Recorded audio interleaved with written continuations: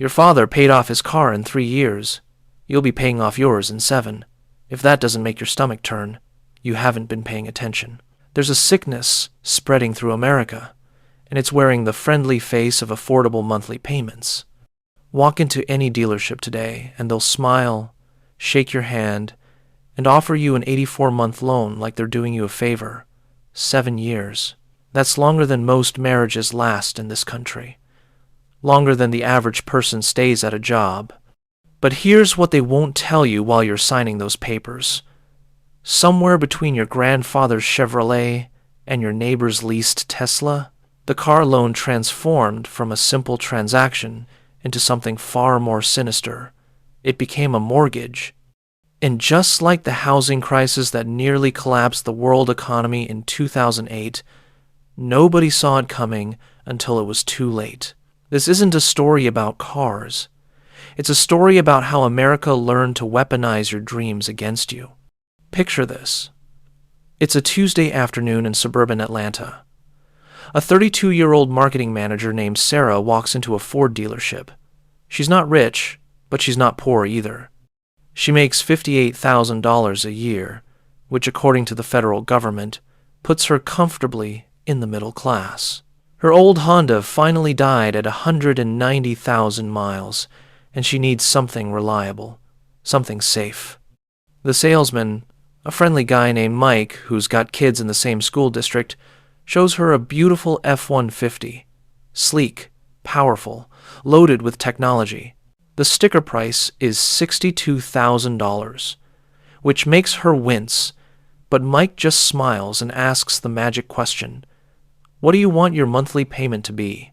She thinks about her budget. She can probably swing $500 a month, maybe $550 if she cuts back on other things. Mike nods, punches some numbers into his computer, and comes back with a solution. $499 a month. She feels a wave of relief.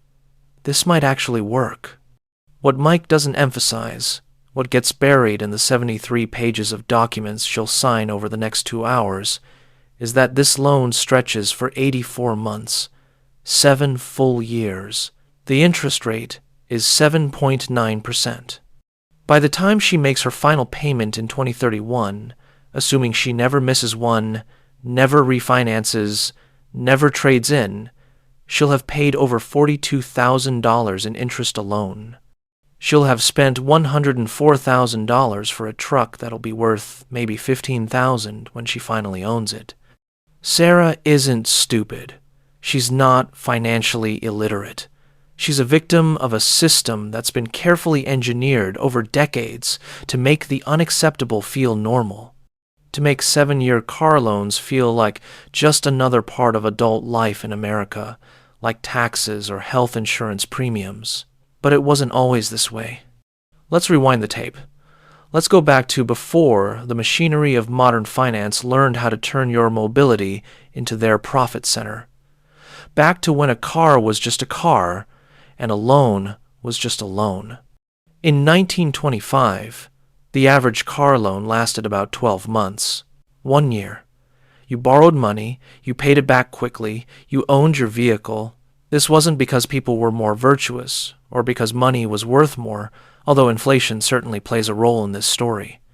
It was because the banks understood something fundamental about automobiles that we've conveniently forgotten. Cars are depreciating assets. They lose value the second you drive them off the lot. They lose value every mile you put on them, every season they sit in your driveway, every new model year that makes them obsolete. Lending money for 7 years on something that loses value that quickly would have seemed insane to a banker in the 1920s. It would have been like giving someone a 30-year mortgage on a house made of ice. But then came the Depression. Then came World War II. And in the aftermath of that global carnage, something shifted in the American psyche. The country was flush with victory, drunk on optimism, and the automobile became more than transportation. It became the symbol of American freedom, American prosperity, American power. General Motors wasn't just selling you a Cadillac. They were selling you a piece of the American dream wrapped in chrome and steel. The 1950s saw the birth of the modern consumer credit industry. This was when America discovered that you could build an entire economy on the simple principle of deferred payment. Why save for something when you could have it today and pay for it tomorrow?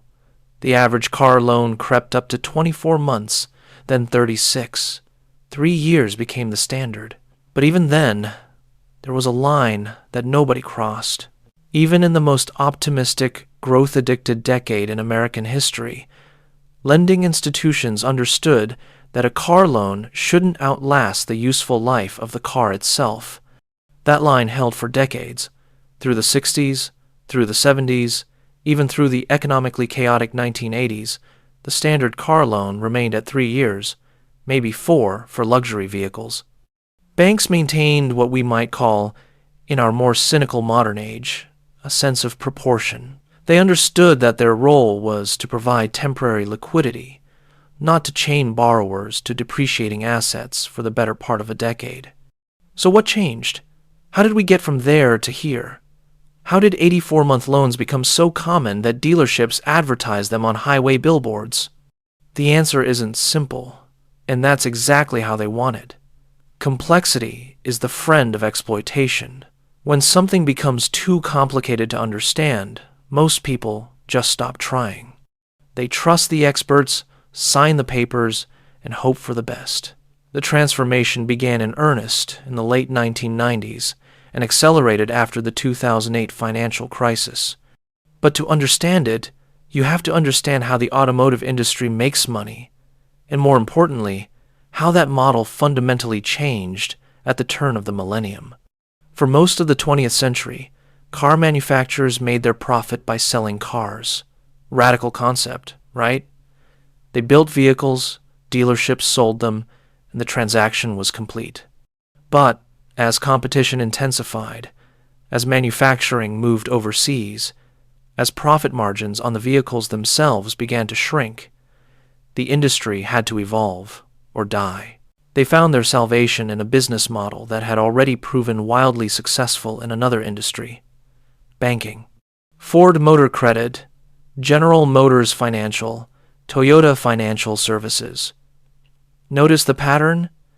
Every major automaker now has a finance arm. And here's the dirty secret. These divisions often make more money than the actual car manufacturing operations. In 2019, General Motors Financial reported profits of over $2 billion. That same year, GM's overall automotive operations barely broke even. Let that sink in for a moment. The company makes more money lending you money to buy their cars than they do actually building the cars. This creates a perverse incentive structure that rewrites the entire logic of the automobile market. If you're making most of your money on financing, your goal isn't to sell cars to people who can afford them. Your goal is to sell financing to anyone who can fog a mirror. The car becomes almost irrelevant. It's just the excuse to create the loan. And how do you sell more loans? You make them feel affordable. You make them fit into people's monthly budgets. You ask that magic question: what do you want your monthly payment to be? This is where the mortgage model enters the story. The mortgage industry figured out decades ago that most people don't think about the total cost of borrowing. They think about the monthly payment. Can I afford $600 a month? Can I stretch to $800? The total amount borrowed, the interest paid over time, the final cost of ownership, all of that fades into abstraction. What matters is whether the monthly nut fits into the budget. So the auto industry simply adopted this playbook. You can't afford a $50,000 truck with a 3-year loan? No problem. We'll stretch it to 5 years. Still too much? How about 6? 7? Would you like to add gap insurance to that? An extended warranty? Paint protection? The loan term became the release valve that allowed car prices to soar into the stratosphere without anyone noticing. In 2000, the average new car sold for about $22,000. By 2020, that number had climbed to over $40,000, nearly double in just 2 decades. Did wages double in that time? Did household income keep pace? You already know the answer. But here's where it gets truly insidious. The longer the loan term, the more expensive cars people can technically afford on paper. And the more expensive the cars people can afford, the higher the prices manufacturers can charge, and the higher the prices climb, the longer the loan terms need to be to make the monthly payments seem manageable. It's a spiral, a feedback loop, a trap that tightens with every turn. We're watching the exact same pattern that led to the housing crisis. Lenders pushing the boundaries of reasonable lending, finding creative ways to get people into assets they can't truly afford, all while pretending that rising prices and extending terms are signs of a healthy market rather than a bubble inflating in real time.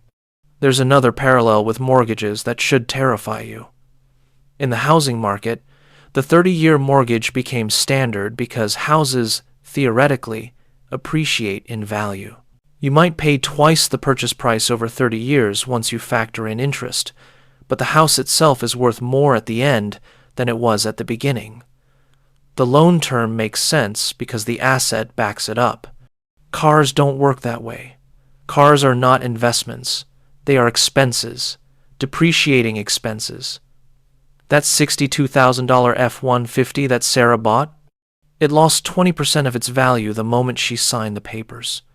In 3 years, it'll be worth maybe half of what she paid. In 7 years, when she finally makes that last payment, it'll be worth a quarter. She'll have paid over $100,000 for something worth $15,000. But it gets worse, because the industry didn't stop at extending loan terms. They needed another innovation to keep the machine running, to keep sales climbing even as prices became increasingly detached from reality. They found it in the trade-in. Here's how it works. Sarah drives that F-150 for 3 years. She's made 36 payments.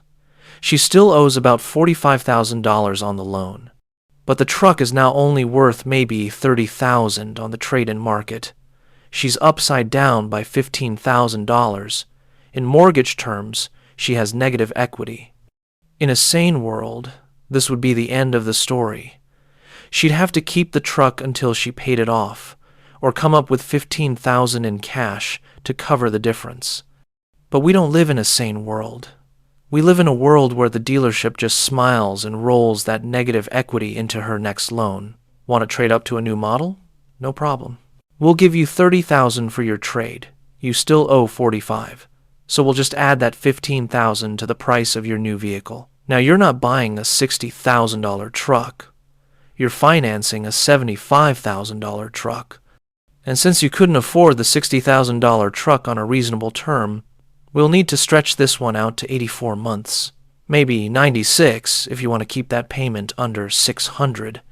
This is how people end up trapped in an endless cycle of car payments, perpetually owing more than their vehicles are worth, perpetually trading into more debt disguised as a new opportunity. It's not a loan anymore. It's not even a mortgage.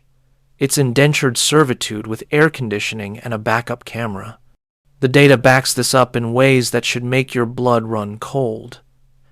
As of 2023, the average car loan balance in America exceeded $30,000.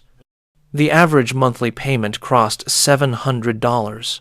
Nearly 20% of new car loans are now for terms of 72 months or longer. And here's the number that tells you everything you need to know about where this is heading. The percentage of borrowers who are upside down on their auto loans, who owe more than their cars are worth, now exceeds 40%.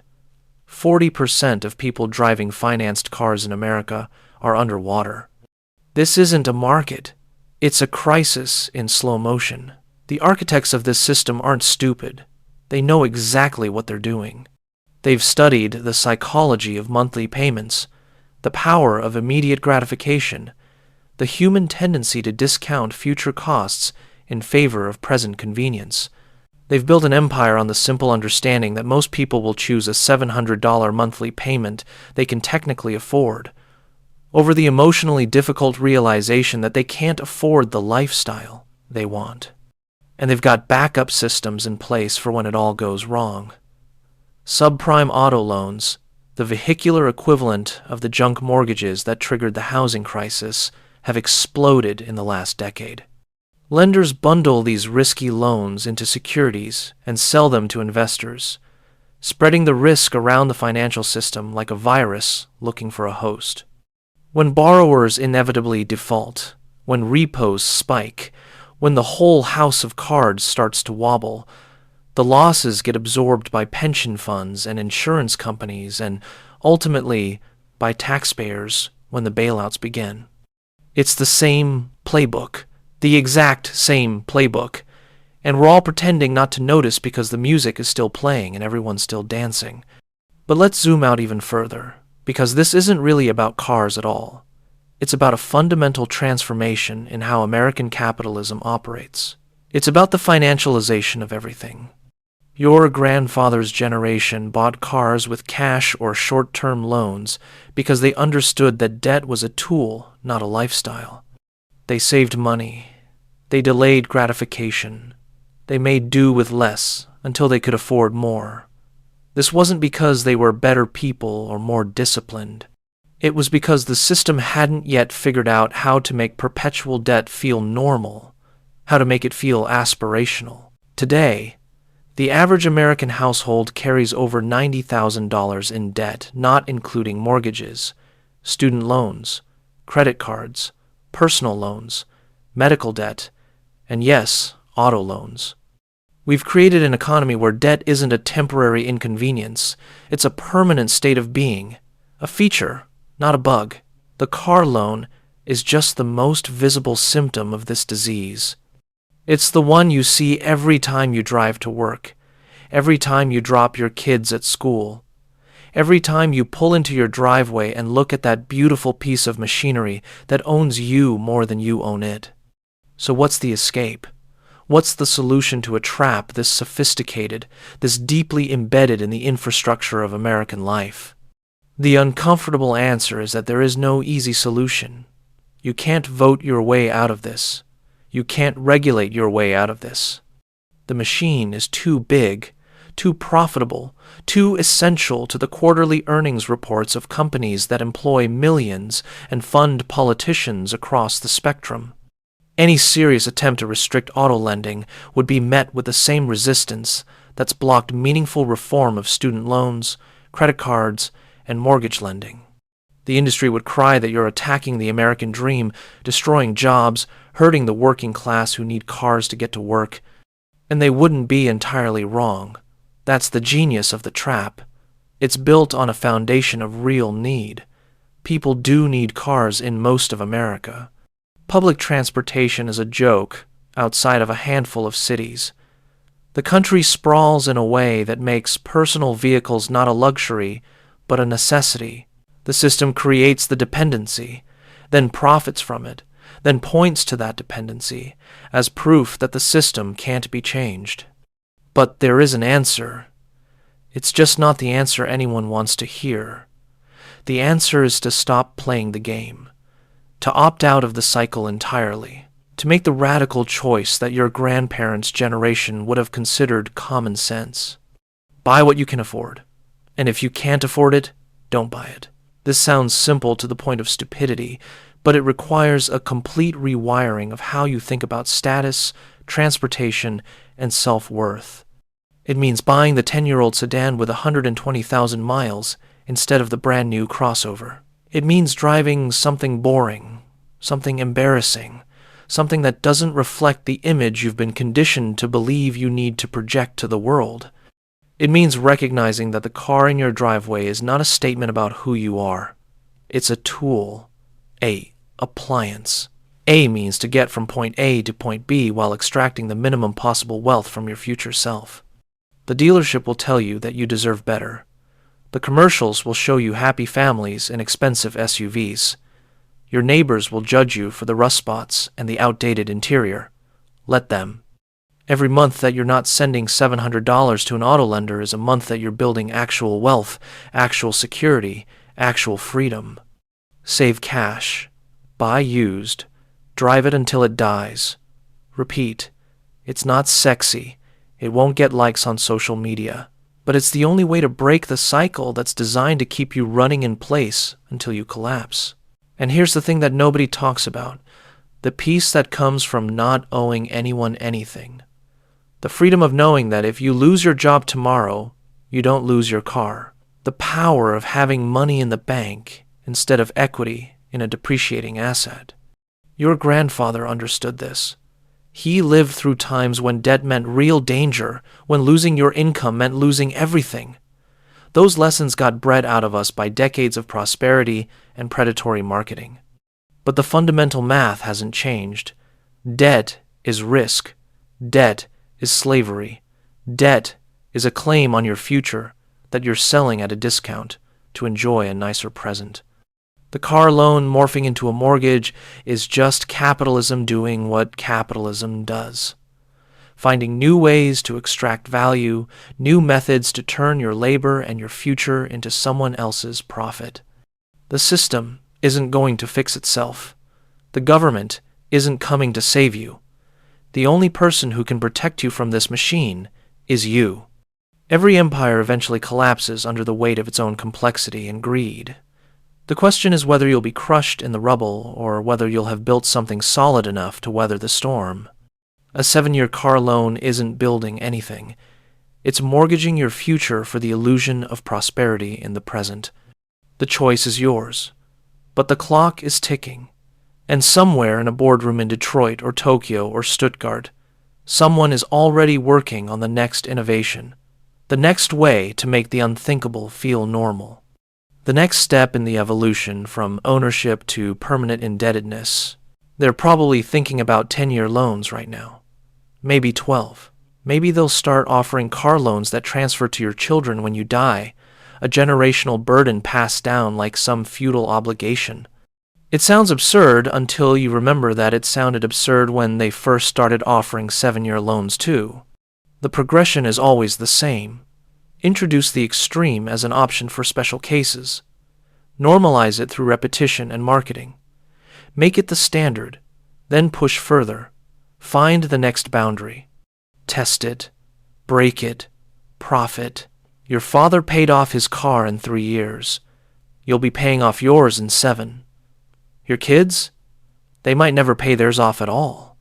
They might just trade one eternal payment for another, surfing an endless wave of debt until they're too old to drive, at which point the system will have found some other asset to financialize, some other dream to weaponize against them. This is the America we've built. An empire of monthly payments, where ownership is an illusion and debt is destiny. The car loan becoming a mortgage isn't a bug, it's the entire point. It's the logical endpoint of a system that values quarterly profits over human flourishing, that treats citizens as revenue streams rather than people. But you don't have to participate. You don't have to sign those papers. You don't have to let them turn your need for transportation into their profit center. It takes courage to drive the paid-off beater while your neighbors parade around in financed luxury. It takes discipline to save instead of borrow. It takes wisdom to see through the marketing and the peer pressure and the carefully engineered sense that you're missing out on something essential. Your grandfather had that wisdom, not because he was smarter, but because he lived in a world that hadn't yet perfected the art of making exploitation feel like opportunity. The knowledge is still there, buried under decades of advertising and social conditioning. You just have to be willing to dig for it. The machine will keep running whether you participate or not. The dealerships will keep offering 84-month loans. The manufacturers will keep pushing prices higher. The finance companies will keep bundling and selling the debt. But you can step outside the machine. You can refuse to be fuel for someone else's fortune. In the end, that's the only revolution that matters. Not the grand political gestures or the protests or the social media campaigns.